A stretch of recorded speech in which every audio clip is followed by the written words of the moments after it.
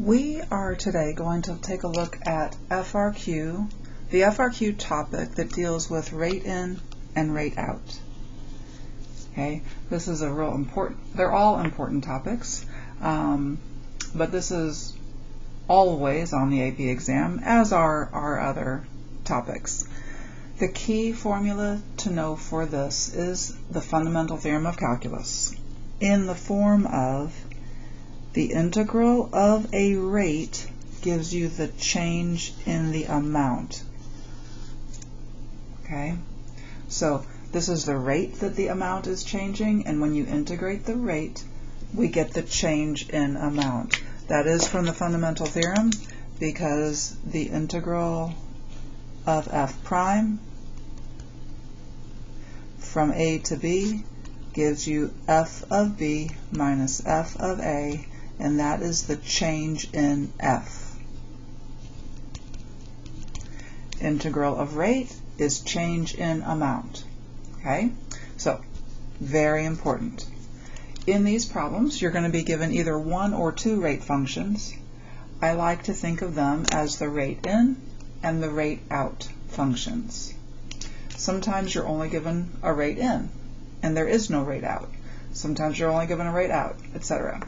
So, if you integrate the rate in, you get the amount that came in. If you integrate the rate out, you get the amount that came out. Take the situation of, let's say that we have a tank of water. Big tank of water. Okay? And there's a little faucet down here, and water is coming out at a rate that we are given. Maybe we'll call that D for drain. Okay, so D is the rate that the water is coming out. And meanwhile, maybe there's a pump up here and it is putting water in at a different rate. Maybe we'll call that E for enter. Okay, so we have the rate that the water is coming in, we have the rate that the water is going out, and many times we're given an initial amount of water that is in the tank at the start of time.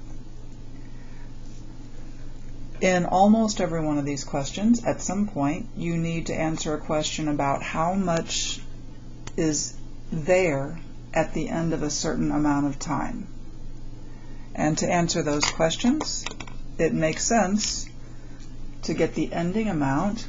You want to start with your initial amount, add whatever amount came in, and subtract whatever amount came out. In integral form, that is your initial amount plus the integral of the rate in minus the integral of the rate out. That'll give you your ending amount. It is also common on these problems to be asked about what is the maximum amount, or what time did the maximum amount occur, or the minimum amount in the given situation. For these, we will use the candidate's test. Okay.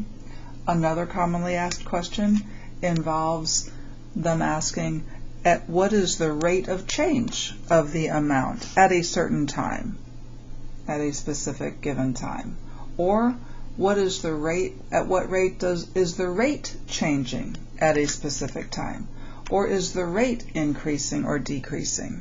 Is the amount increasing or decreasing, or is the rate increasing or decreasing at a specific given time? Very commonly asked questions. Okay, so let's get to some problems. I'm going to start with the problem from 2005. This is an older problem, but it is very typical of these questions. The global average that year was 3.22 on the AB test. The same problem was given on the BC test as well. Okay. All right. So here we are given that the tide removes sand from Sandy Point Beach at a rate modeled by function R. So this is our rate out because the sand is being removed at that rate. This is the rate out. I always put that rate, the rate out, I will always put in for y sub 2. So we're going to go to our calculator. These are almost always calculator questions. I don't know that I've ever seen one that is not a calculator question. So we're going to go to our y equals, and I'm going to go ahead and put that in for y2. We're going to make sure we get that in there correctly.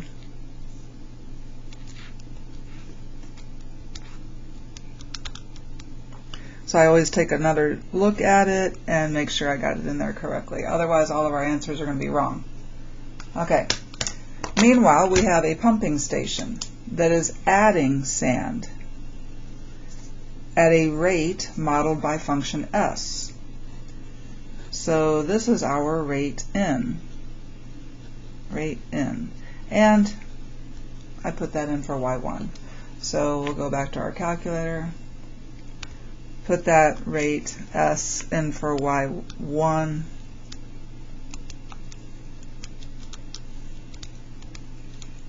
So those are both in there. Okay. All right. Both of these rates have units of cubic yards per hour. T is measured in hours from 0 to 6. It is really common for them to give us a time interval for which these rates are active. And then they tell us that at time 0, the beach contains 2,500 cubic yards of sand. So that is our initial amount of sand. If they give us that, we can get any other amount. Okay, part A. How much sand will the tide remove from the beach during the 6-hour period? Indicate units of measure and make sure we get that at the end. Okay, how much sand? What is the amount that was removed? Well, the amount removed is the integral of the rate out. So I'm going to integrate from 0 to 6 our R of t, which was stored in for my y2.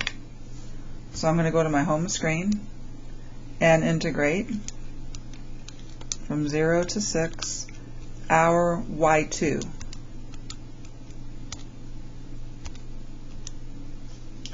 So we get 31.8159, give at least 3 digits after the decimal point. At least 3. You can give more. At least 3. I always take another look at the question. Did they ask me to round? Did they ask me to indicate units? Do whatever they tell you to do. Indicate units. So how much sand? This will be in cubic yards. So cubic yards, however you'd like to write that. Yards cubed is fine. You can write out cubic yards as they did up here. Either way. This that year was worth, let me see how much that was worth, 2 points. They awarded 1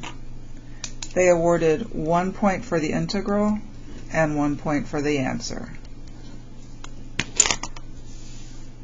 Part B. Write an expression for y of t, the total number of cubic yards of sand on the beach at time t. Okay, we can do this. So they tell me to call it y of t, so that's what I'm going to do. Okay, the total amount at any time. Our starting amount was 2,500. We add the amount that came in. That was our 0 to 6 of S of t. And we subtract out the amount that went out. 0 to 6 of our R of t. So that's what's going to go into my calculator. Okay, 2,500 plus the amount that came in. That's stored in for my y1 minus the amount that went out.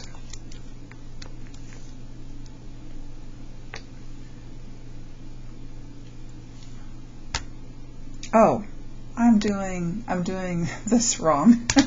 This would give us the amount that's on the beach at time 6. We don't want the amount that's on the beach at time 6. We want an expression for y of t.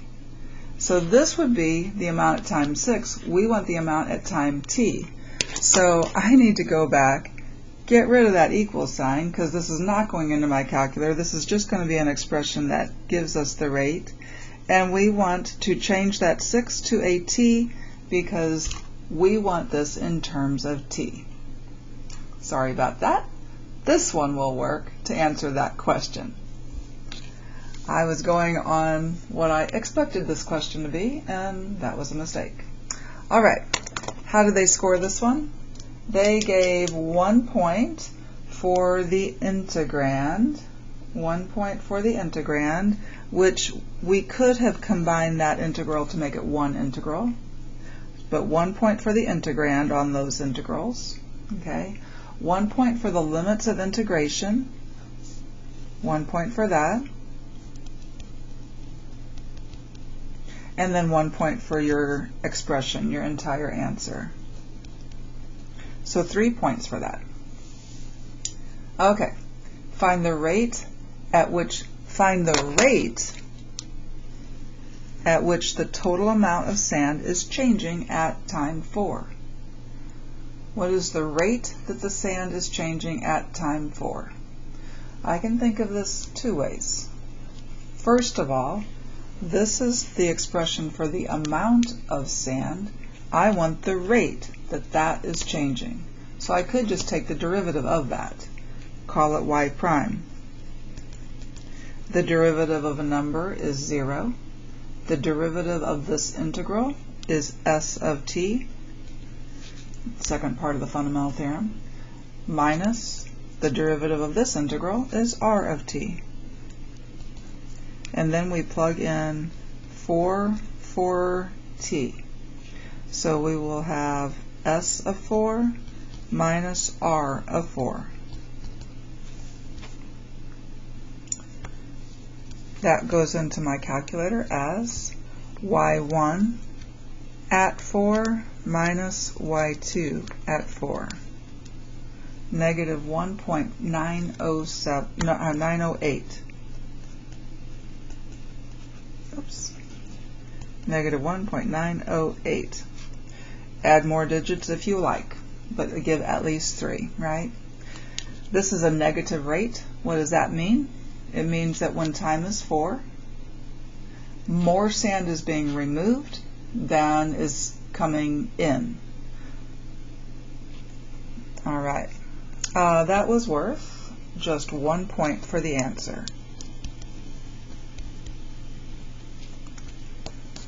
All right, part D. At what time between 0 and 6 is the amount of sand a minimum? What is that minimum value? Two-parter here. But we're going to find the answers in the same step. So we want the absolute min. We're going to set up the candidate's test. Candidate's test. We have our independent variable, and we have whatever function we're trying to find the minimum of. And we are trying to find the minimum amount. That is what we have been calling y in this problem. So I'll continue to call it y. We start with our boundaries on our interval, and then we include anything that makes the derivative 0 or undefined, but nothing will make it undefined in these problems. So y prime we want to be 0. Y prime is the rate in minus the rate out. So we want that to be 0. To my calculator we go. I'm going to go to my y equals, and I'm going to add a third y, y3, and I'm going to call it y1 minus y2. I'm going to put 0 in for y4 so that I can find where y1 minus y2 is 0. I'm going to turn off y1 and y2 so that I don't see their graphs. And in my window, I'm only going to go from 0 to 6 for my x values, which are representing time. My y values, I really don't know what to put in for that, so I just need to make sure it includes 0. So I'm just going to graph this. That turned out to be a nice graph from -4 to 4. And then we're looking for the time where this crossed the x-axis. So second calc 5, enter, enter, enter, and we get that t is 5.1178653, and that I'm sure goes on. I'm going to call that some letter. We have not used A yet, so I'm going to call it A, and I'm going to do that in my calculator. So I'm going to take the current x value, take my current x value, and store it in for A. X store A, alpha A. I'm going to write A over here. So these times are the candidate times at which the minimum occurs. These are also the candidate times at which the maximum occurs. But they didn't ask for the maximum, they asked for the minimum here. Now we just need to find y at each of those numbers. And they were kind enough to make us write the equation for y. That's going to be our equation for y. So y is, first we'll do, the amount that we are starting at. The amount of sand at the start of the time is, I already know what that is. It's 2,500. I don't need to go and use the equation for that. For time 6, I'm going to put 6 in for t. So it is the amount that we start with plus the amount that came in from 0 to 6 minus the amount that went out from 0 to 6. And that goes into my calculator. This is what I wanted to do up above. 2,500 plus the rate in, plus the integral of the rate in from 0 to 6, minus the integral of the rate out from 0 to 6, 2493.27667, 2493.276 will work. And now we're going to do the same thing for time A.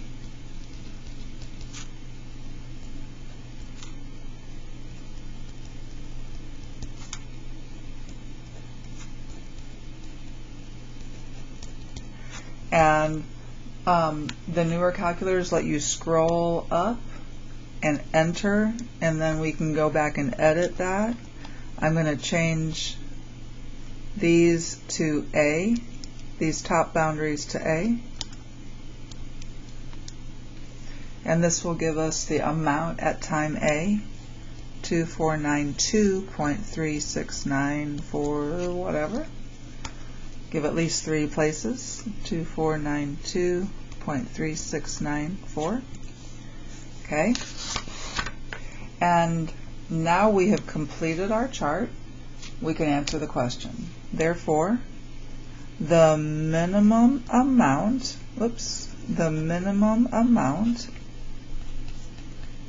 is what the lowest amount is. That's our 2492.369. And they asked also for the time. So at time A. They did not ask for units. We're done. The way they scored this was 1 point for setting y prime equal to 0, which we did. We set y prime equal to 0. 1 point. 1 point for identifying the critical value of t is equal to this number that we called A. 1 point for that. And then the last point is your answer with justification. Very good. Let's go ahead and do one more, one more here. Alrighty, seems like I had planned to do another one as well. Let me see if that's in my stack.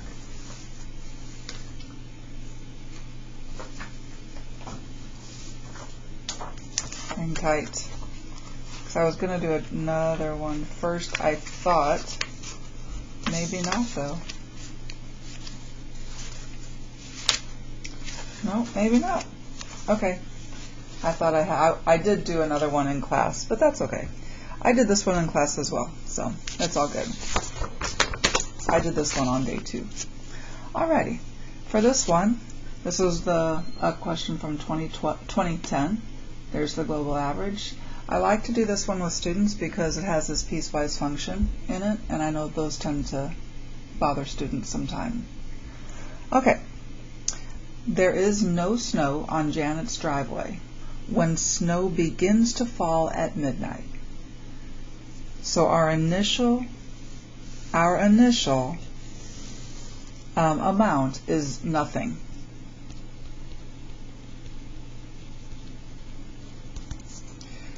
From midnight to 9 a.m., snow accumulates on the driveway at a rate modeled by f of t. So this is our rate in. That's the amount snow is coming in. That's going to go in for my y1. I'm going to take my calculator. I'm going to clear everything else out that's in here. I'm even going to clear my, window. Alright. 7t e to the cosine t. Double check, make sure that that's in there correctly. Alrighty, that was our rate in. Feeling good. Okay, cubic feet per hour. T is measured in hours since midnight, and Janet starts shoveling snow at 6 a.m. The rate G of T in cubic feet per hour at which Janet removes snow is modeled by this piecewise function. So G is our rate out. Normally I would put that in for y2, but I'm not going to put a piecewise function in my calculator. So we'll just have to remember those values. Alrighty, part A. How many cubic feet of snow have accumulated on the driveway by 6 a.m.? Janet has not started shoveling yet, so we only want the amount that came in from 0 to 6. So that is our integral. 0 to 6, the integral of the rate gives you the amount. So the integral of f of t dt will give us the amount of snow that accumulated from 0 to 6. Math 9, 0 to 6 of our y1. Okay, so 142.274 will work. They didn't ask us to round. They didn't ask us for units, so we are done here. Let's see what they, how they scored that. They gave 1 point for the integral and 1 point for the answer. Very normal. Okay. All right. Part B. Get rid of that one. All right. Find the rate of change. Find the rate of change of the volume of snow at 8 a.m. Well, the volume of snow is the amount of snow, right? It's the amount of cubic feet. So volume of snow is the amount. We want to know the rate of the amount. Well, that is our rate in minus our rate out. The rate in at 8 o'clock is our F of at 8. That's the rate in at 8 o'clock minus the rate out at 8 o'clock. Well, at 8 o'clock, the rate out is 108. Rate in minus rate out is the rate of change of the amount. So F at 8 minus 108, negative 59.582. What does it mean for that rate to be negative? That means she was shoveling snow faster than it was falling, which makes sense. Unless there's some really bad blizzard, you should be able to shovel the snow faster than it's coming down. Makes sense. They scored that with 1 point for the answer, and that's it. Just 1 point for the answer. You always have to show your work to get your answer. You would not just get your point if you just wrote down that decimal point. Okay? All right, part C. Let H be the total amount of snow in cubic feet that Janet has removed from the driveway at time t hours after midnight. Express H as a piecewise function with a domain of 0 to 9. I know how intimidating that order is for many, many students. Okay? But we can do this. We can take it apart piece by piece. Let's think logically about this. We want to know how much she has removed from 0 to 9. Well, from 0 to 6, she hasn't removed anything. So from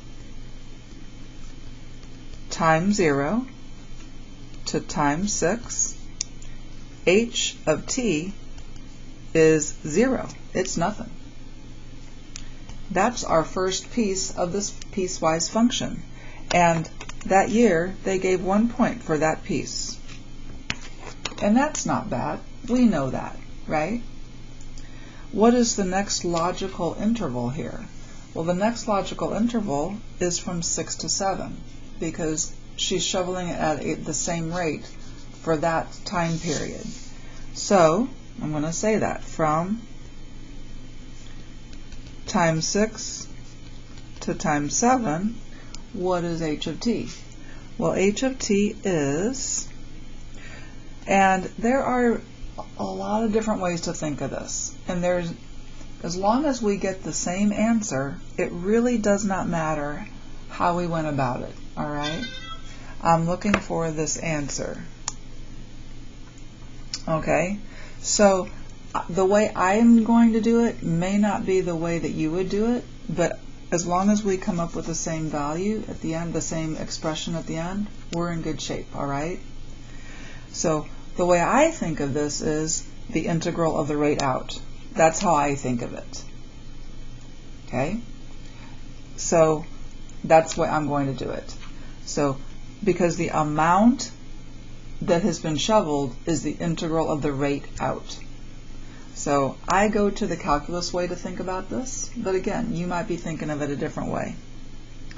All right, the integral of the rate out. Well, from 6 to 7, the rate out is that 125. What should our boundaries be? This is valid only beginning at time 6, right? Now, if I put 7 up here, that would be the amount for the entire hour. We don't want the amount for the entire hour, because this expression needs to be valid. It does need to be valid for time 7, but it also needs to be valid for any time in between here. Like this expression up here, this H is valid for 0 and for 6 and for 5 and 4 and 3.5 and 2.75. It's valid for every time in between here. So we need this to be valid for every time in between here. So where do I want to stop? I want to stop at whatever time I choose. So I'm going to call that t. Okay, this is not a safe stop spot though, because we still have an integral. The antiderivative of 125 dt is 125t. We evaluate that. from 6 to t. And at this point in class, kids, it never fails. Somebody usually says, that looks weird. It looks confusing. We got a t up here, we got a t down there. And I said, if that bothers you, change this t to some other letter, like an X or an S, anything that's not in play, all right? It doesn't bother me, though. And if you're in physics, I know it doesn't bother you because this is exactly what you do. You've been doing this all year long.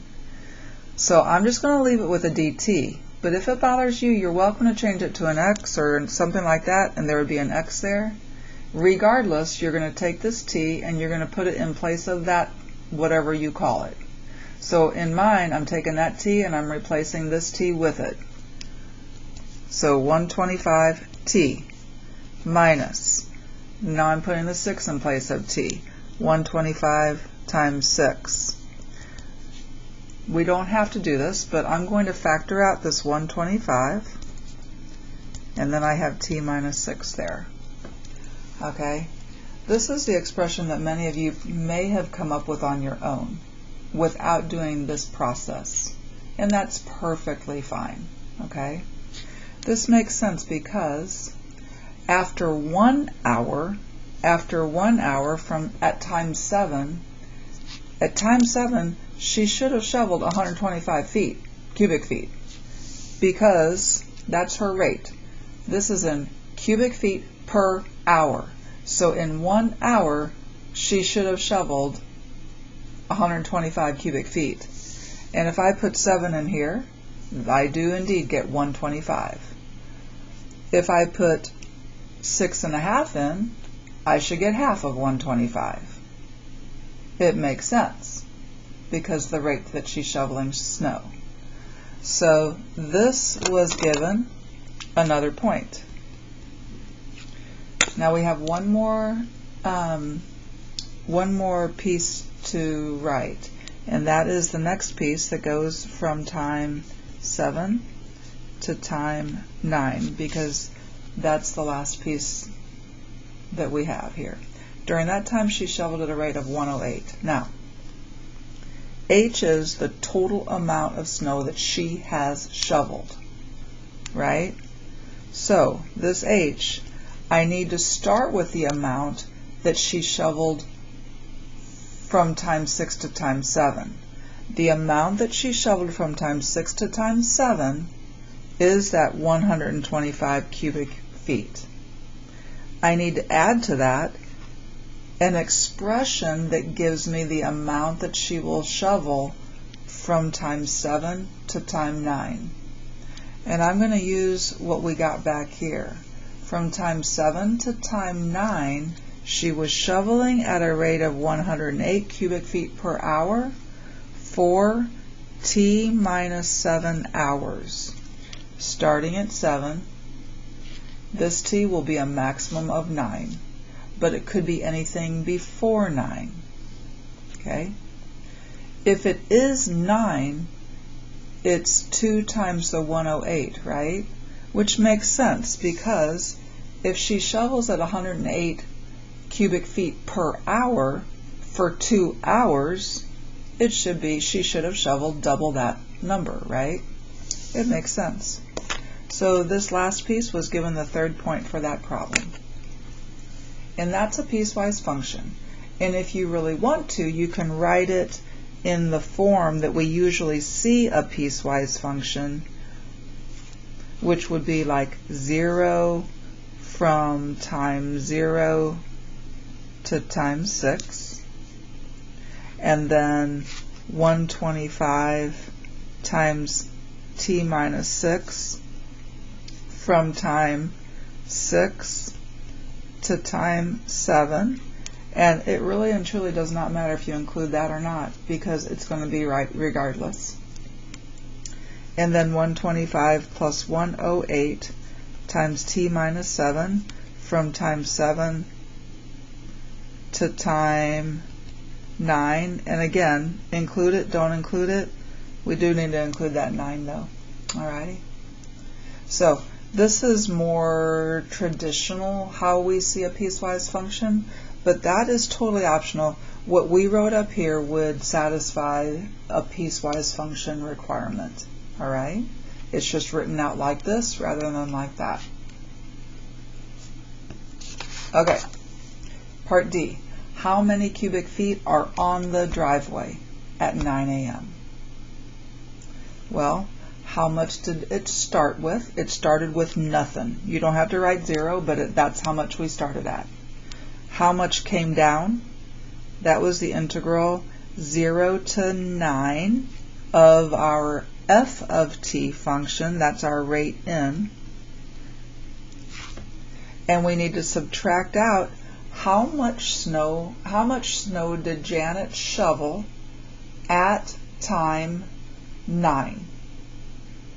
So by the time t was 9, how much snow has she shoveled? And that would be our h of 9 function here. So it would be our 125 that she shoveled from time 6 to 7, and our 108 times 2 that she shoveled from time 7 to 9. 2 hours. Put 9 in there, you get a 2. Okay? And this is going to be, okay, integral 0 to 9 of our y1 minus 125 plus 108 times 2. So she had, how many cubic feet are on the driveway? 26.334. Give at least 3 places after that decimal.